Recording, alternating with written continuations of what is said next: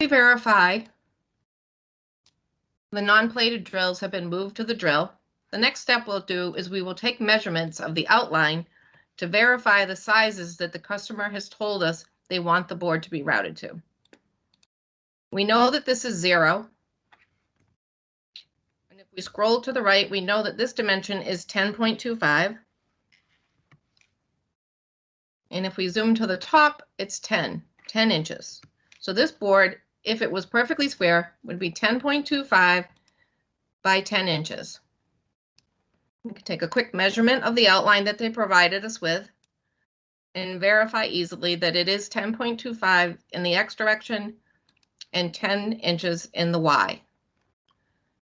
With this particular board, we also must check the cutout that is in the upper right-hand corner to be sure that we have dimensions that agree with that.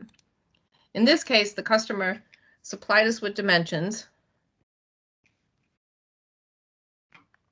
The cutout should be 7.95 inches from the left 0 origin. We will check that dimension as well. The system verifies the 7.95 for us.